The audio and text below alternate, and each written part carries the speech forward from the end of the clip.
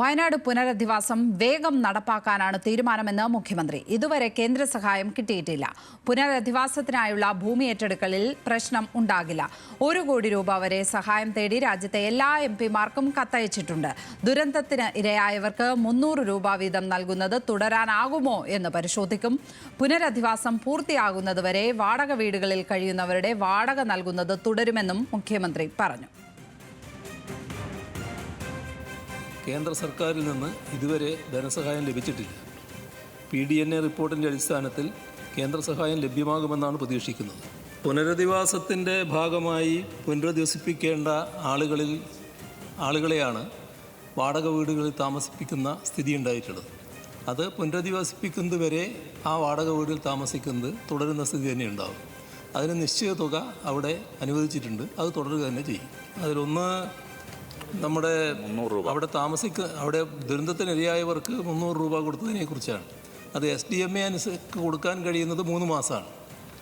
ഇനിയും അത് കൊടുക്കാൻ കഴിയുമോ എന്നുള്ള കാര്യം നമുക്ക് ഗൗരവമായി പരിഗണിക്കാവുന്നതാണ്. അവിടെ സ്ഥലം ഏറ്റെടുക്കുന്നതുമായി ബന്ധപ്പെട്ട് ഹൈക്കോടതി തന്നെ ചൂണ്ടിക്കാണിച്ചിട്ടുള്ളത് നമ്മുടെ ഭൂമി ഏറ്റെടുക്കൽ നിയമമുണ്ട്. അതിൻ്റെ ഭാഗമായി കൊടുക്കേണ്ട തുക എത്രയാണെന്ന് കണക്കാക്കണം എന്നുള്ളതാണ്. അതനുസരിച്ചുള്ള തുക കണക്കാക്കി കൊടുക്കാൻ തന്നെയാണ് ഉദ്ദേശിക്കുന്നത്. അതിനകത്ത് മറ്റ് ഏതെങ്കിലും തരത്തിലുള്ള പ്രശ്നം ഉയർന്നു വരുമെന്ന് തോന്നുന്നില്ല. അതേസമയം പുനരധിവാസ പ്രവർത്തനങ്ങൾ മന്ദഗതിയിലാണെന്ന് പ്രതിപക്ഷ നേതാവ് പറഞ്ഞു. പല പ്രക്രിയകളിലും അനിശ്ചിതത്വം തുടരുകയാണ്. ഗുരുതരമായി പരിക്കേറ്റവർക്ക് 6 മാസമായി സഹായം കിട്ടിയിട്ടില്ലെന്നും VD സതീശൻ പറഞ്ഞു. ഈ ദുരന്തം കഴിഞ്ഞിട്ടിപ്പോൾ 6ാമത്തെ മാസമാവുകയാണ്. നമ്മൾ ഒരുപാട് കാര്യങ്ങൾ പ്രഖ്യാപിച്ചെങ്കിലും പല കാര്യങ്ങളും മന്ദഗതിയിലാണ് പോകുന്നത്. പുനരധിവാസ പ്രക്രിയ തന്നെ ഒരു അനിശ്ചിതത്വത്തിലെത്തി നിൽക്കുകയാണ്.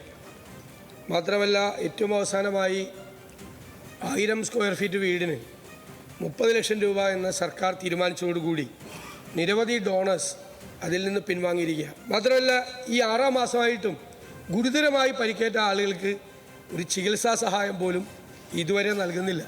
അപ്പം തന്നെത്താൻ കയ്യിൽ നിന്ന് പണമെടുത്തിട്ടാണ് ആളുകൾ, ഗുരുതരമായി പരിക്കേറ്റ ആളുകൾ പോലും ചികിത്സയ്ക്ക് പോകുന്നത്.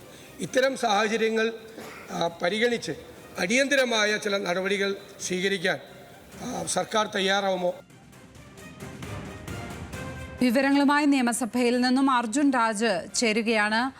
അർജുൻ രാജ്, വയനാട് പുനരധിവാസവുമായി ബന്ധപ്പെട്ട് എന്തൊക്കെ കാര്യങ്ങളാണ് മുഖ്യമന്ത്രി സഭയിൽ വ്യക്തമാക്കിയിരിക്കുന്നത്? ഈ കേന്ദ്ര ഫണ്ട് സംബന്ധിച്ച് ഒരറിയിപ്പും സംസ്ഥാനത്തിന് കിട്ടിയിട്ടില്ല എന്നുള്ളതാണോ മുഖ്യമന്ത്രി സഭയിൽ വ്യക്തമാക്കിയിരിക്കുന്നത്? പ്രതിപക്ഷം എന്തൊക്കെ വിമർശനങ്ങൾ ഉയർത്തിയിട്ടുണ്ട്? വിവരങ്ങൾ.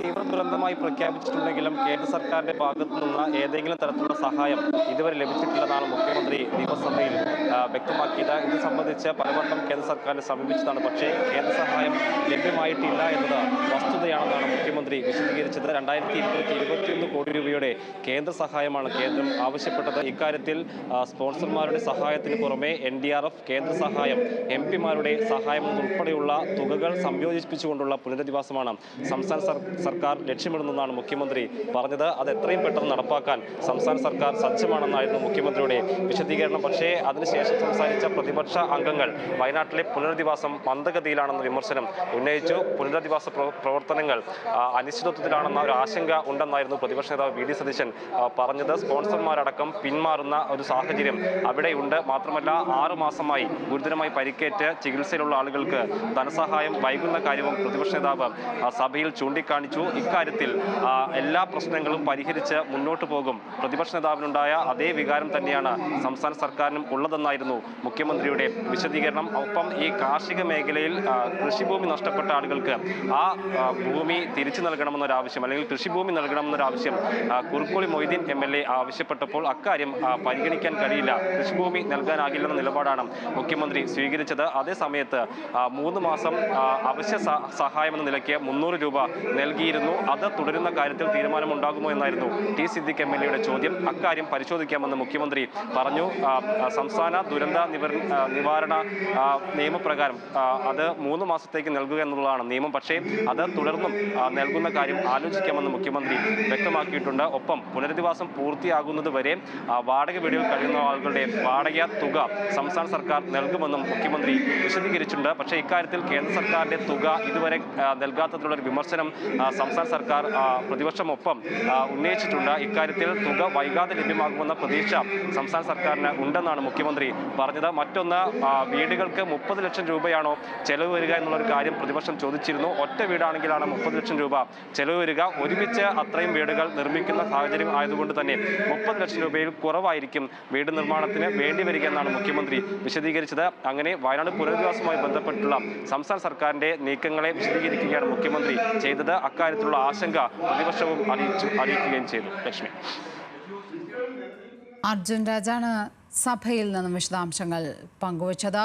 വയനാട് പുനരധിവാസം വേഗം നടപ്പാക്കാനാണ് തീരുമാനമെന്നും ഇതുവരെ കേന്ദ്ര സഹായം കിട്ടിയിട്ടില്ല എന്നും മുഖ്യമന്ത്രി സഭയിൽ വ്യക്തമാക്കിയിരിക്കുകയാണ്.